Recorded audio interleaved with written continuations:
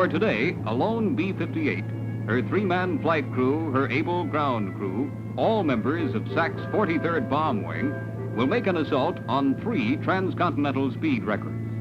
How's it going, everyone? Yes, we are finally opening up this model. I've had it for a little while now, but I'm just getting around to doing the video, so we're finally going to open this one up. I was a little bit late to the party with grabbing one of these. They are very limited run and they were so expensive to buy.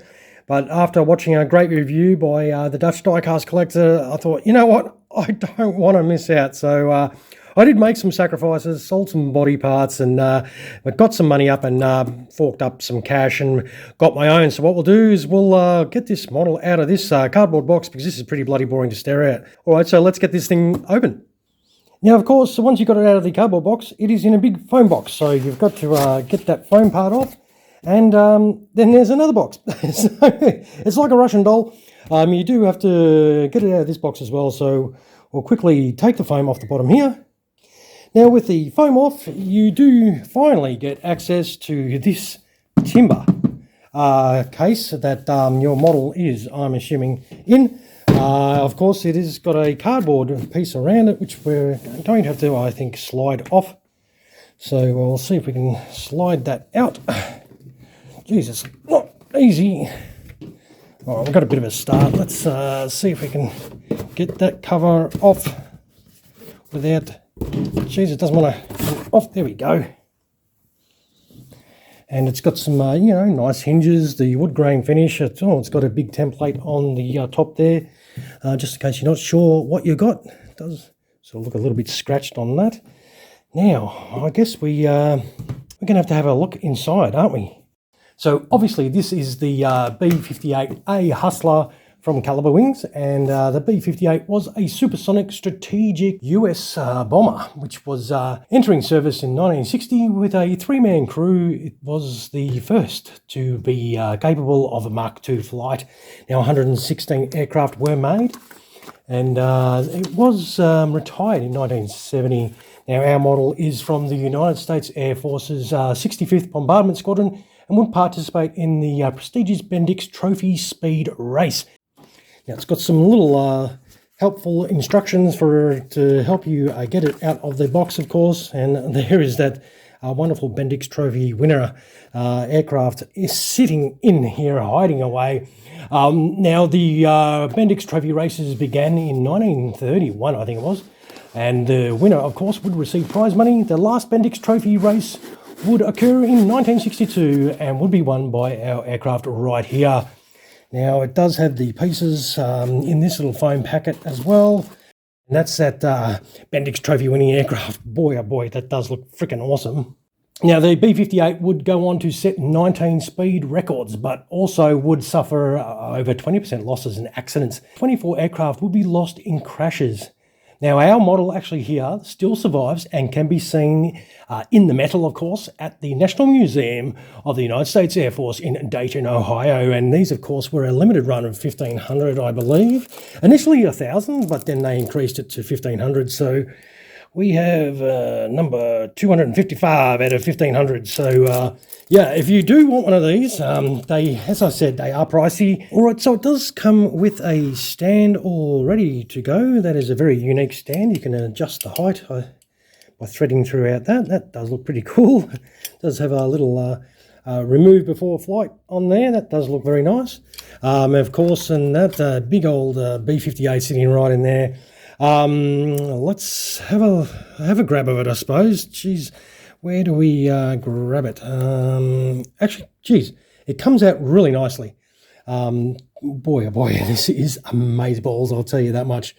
Even though it costs a lot of money, I do not regret getting it. We'll move this out of the way. Look, for me, the case thing, I mean, this is pretty cool, looks nice and everything.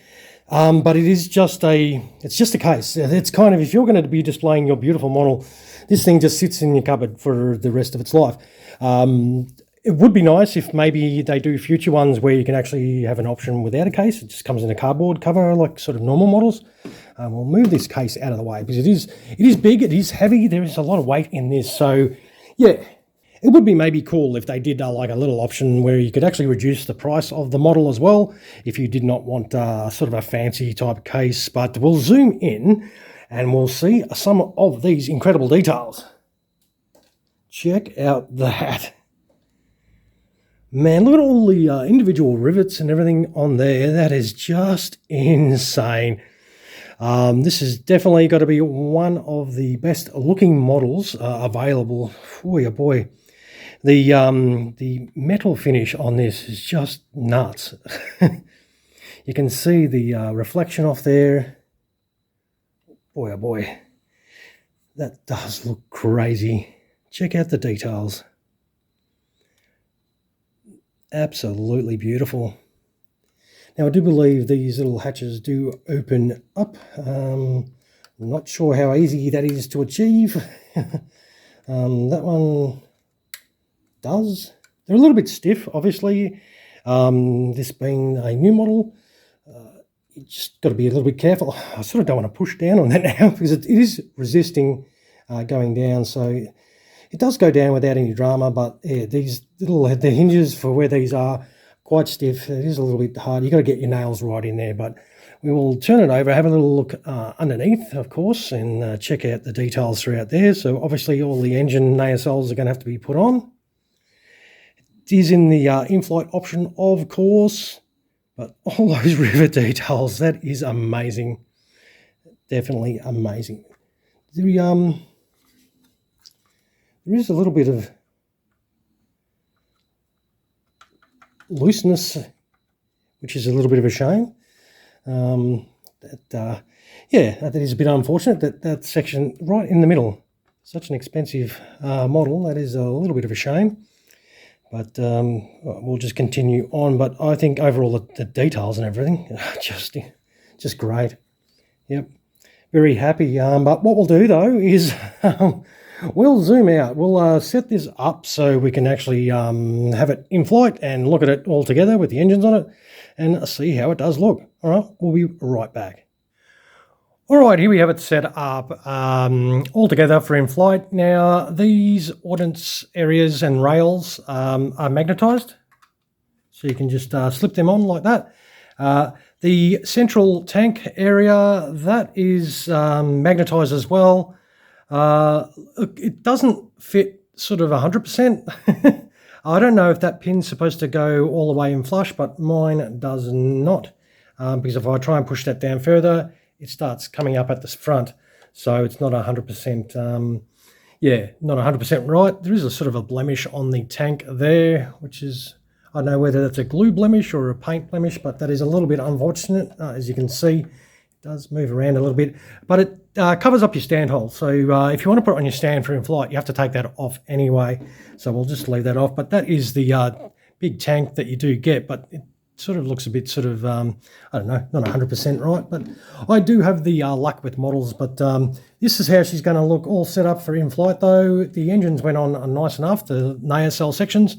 Some people have been a little bit iffy about the sort of the dimensions, the size, but overall it does still look nice. I don't have a problem with that. The model itself will be pretty nice.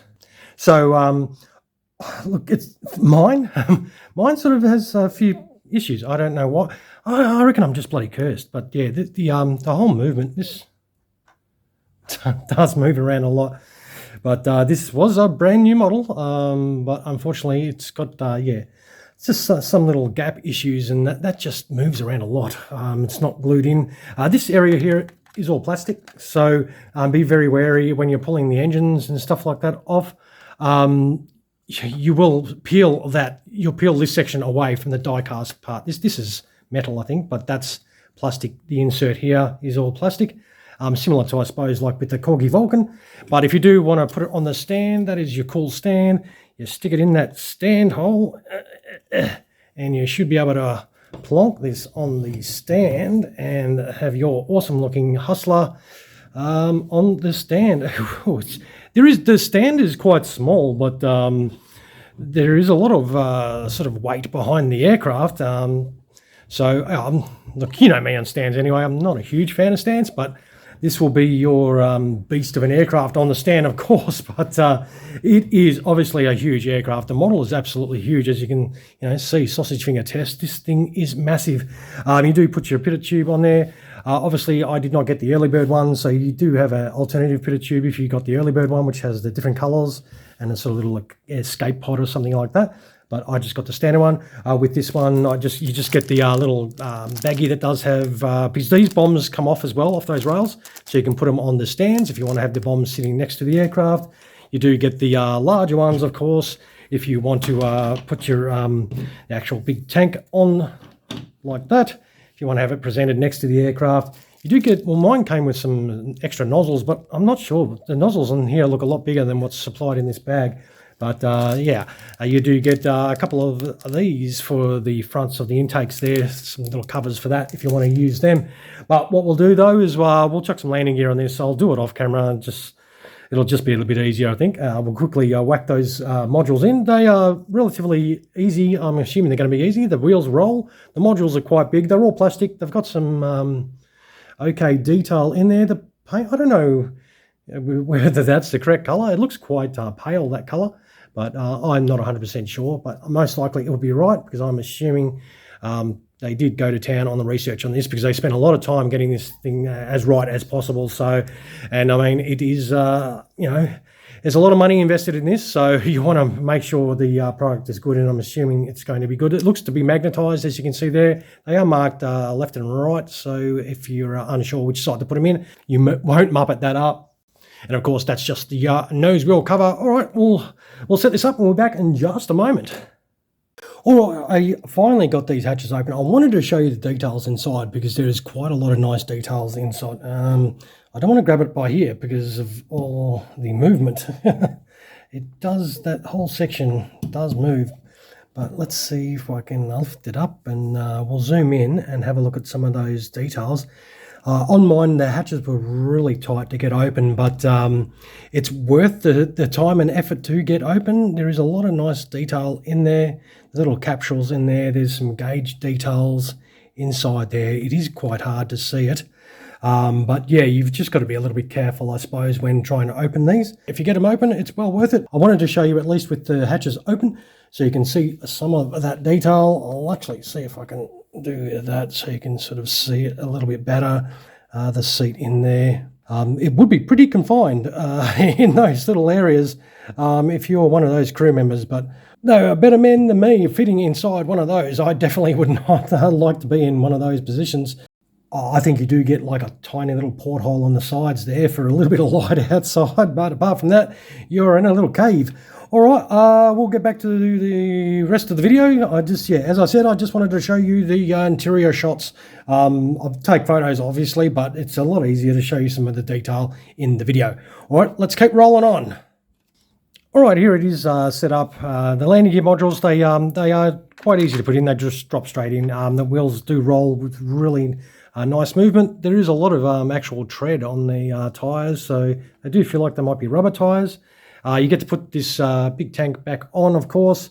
And as I said, these are all detachable if you want to display them on the little brackets that you do get to present them on. You can, same with the larger tank as I showed you earlier. But it was very straightforward to set up for gear down. And this is how it's going to set up if things don't drop off at the... As I said, this tank does not seem to fit on mine very well. This tank, I think, is probably the part that lets down the model the most. It just looks a little bit cheapy, sort of, just the way this is sort of joined in here. The rest of the model is really nicely done. Yeah, it just doesn't want to fit right. Same with the end when you put it in. So this part I probably would probably leave off mine. I mean, it's an expensive model. You really would think everything would fit perfectly. I suppose if I was going to display it, I'd just, as you can have it on the stand like that, I'll probably present mine like that anyway too. But I suppose we will see what the weight is. See what kind of weight our money did buy. Geez, will it fit on the scales though? That'll be the interesting thing. Jesus, how are we gonna do it? Geez. Doesn't. Oh, wow. It actually balances on those rear wheels. That is pretty handy. Look, we've got 881 grams. I don't want it to fall down because, yeah, this, as I said, this was in excess for me, like of $500. So it very expensive. Like to buy 500 Australian dollars, obviously. That's why I sort of hesitated at first. I really couldn't afford it. But as I said, the Dutch Diecast collector did a great video on his channel. So if you haven't seen his video, don't forget to go check out his. But yeah, I just thought, you know what? I don't want to miss out on an opportunity of grabbing this first run. I'll bite the bullet and buy one. But look, to be honest, I'm a little bit sort of disappointed that there's that movement in for such an expensive model. The movement there, and the fact that that's pretty poor quality, the tank itself. But the model itself, overall, absolutely looks killer. Looks fantastic. Wow. And it is a wow model. It definitely is. But it's going to come down to what you're going to expect out of the model as well for the dollars you do pay. All right, this has been a long video, of course. I will wind up so you don't have to listen to me gasbag anymore. And I'll leave it in your capable hands. If you want to grab one of these, there's not many. They are pricey. If you can afford one, you want one, grab one. Don't miss out. All right, everyone. Once again, thank you very much for watching. I will take some photos of this, throw them on at the end as per usual. Don't forget to punch that subscribe button if you're watching and you haven't done that. And of course, some of those if you enjoyed the video. If you don't like the aircraft, feel free to drop a comment below as well and let me know your thoughts. And if you've got one, let me know what you think of yours. Do you have any of the issues that I did? Probably not, because I swear I am cursed by the diecast gods. I'll wind up by saying thank you, the viewers, of course, for dropping past and checking out another one of my videos. Happy hunting for your next model, and you all have an awesome sauce rest of your day. Cheers, everyone.